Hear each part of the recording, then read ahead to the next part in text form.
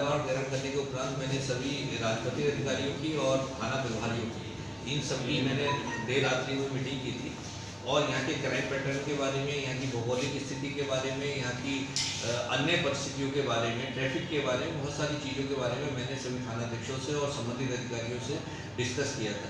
कुछ घटनाएं ऐसी भी थी जो अभी वर्कआउट नहीं हुई हैं और जो कुछ हालिया ऐसी घटनाएं जो लॉ एंड ऑर्डर से संबंधित घटनाएं भी थी उनके बारे में भी मैंने डिस्कस किया था। तो सभी चीज़ों पे विस्तृत विचार विमर्श हुआ है और क्योंकि अभी मैं इस जनपद में मैंने कल ही ज्वाइन किया है और अभी 2-4 दिन का समय मुझे इस डिस्ट्रिक्ट को समझने में लगेगा।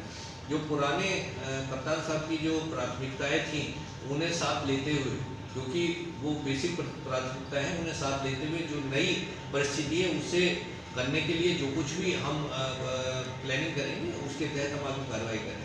मेरी जो प्राथमिकता है वो बेसिक पुलिसिंग की है, बीट पुलिसिंग की है, जो हमारी एनसीआर है उस पर त्वरित रूप से कार्रवाई की है और घटना स्थल पर त्वरित रूप से पहुंचने की जो प्रवृत्ति नहीं होती है उस प्रवृत्ति को लागू करने की है, ताकि घटना स्थल पर तेजी से जो संबंधित फोर्स है वो पहुँचे और उसका निस्तारण त्वरित रूप से हो सके ताकि घटना आगे ना बढ़ सके। ये मेरी विशेष रूप से प्राथमिकता रहेगी। महिलाओं के प्रति जो अपराध है वो एक सेंसिटिव इशू है और उनमें कड़ी कार्रवाई करना मेरी प्राथमिकता रहेगी। कुछ जैसा कि मैंने देखा कुछ थाने यहाँ पर स्लॉटरिंग से भी प्रभावित हैं, उन पर भी मैंने स्पष्ट रूप से कहा है कि ऐसी कोई घटना नहीं होनी चाहिए और यदि कोई घटना होती है तो उस पर बहुत ही कड़ी कार्रवाई इसमें की जाएगी, गैंगस्टर एक्ट की कार्रवाई की जाएगी और बाद में उनकी 14 के अंतर्गत जो संपत्ति जब्ती करने की कार्रवाई है वो भी की जाएगी। यहाँ पर अभी मैंने देखा बहुत सारे इनामिया बदमाश भी हैं, बहुत सारे ऐसे क्रिमिनल्स हैं जिन पर 14 गैंगस्टर एक्ट की कार्रवाई होगी, जब्ती करने की कार्रवाई होगी, उनके खिलाफ और आगे कार्रवाई होगी, उनमें भी तेजी लाई जाएगी और पकड़ धकड़ शुरू की जाएगी।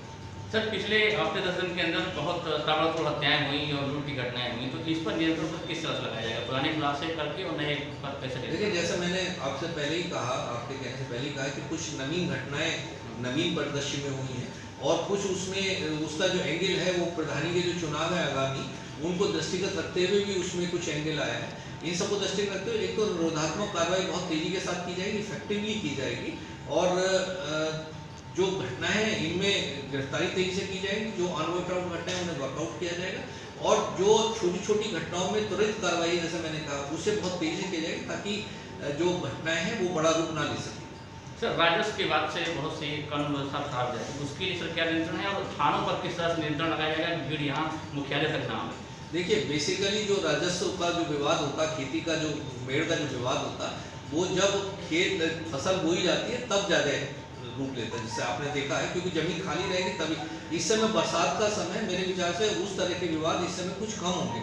जब ये फसल कटने का टाइम आएगा तब बोने के फसल बोने के ऊपर ज़्यादा विवाद होता है। तो जो फसल, पहली बात तो ये है जिसने जो फसल बोई है वो ही वो फसल काटेगा, ये मतलब बेसिक प्रिंसिपल है।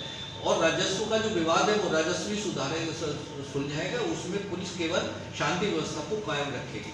हमारी ये नियम भी है और ये हमारी प्राथमिकता भी है कि पुलिस उसमें हस्तक्षेप नहीं करेगी, केवल शांति व्यवस्था बनाए रखने के लिए जो भी कार्य होगा, जो भी करना पड़ेगा वो पुलिस करेगी, बाकी विवाद राजस्व विभाग वाले सुलझाएंगे।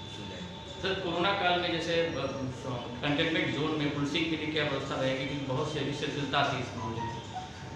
देखिए, पुलिस का काम तो बिना किए हो नहीं सकता। पुलिस का काम ऐसा नहीं है कि हम एक अंदर रह के हम पुलिसिंग करें।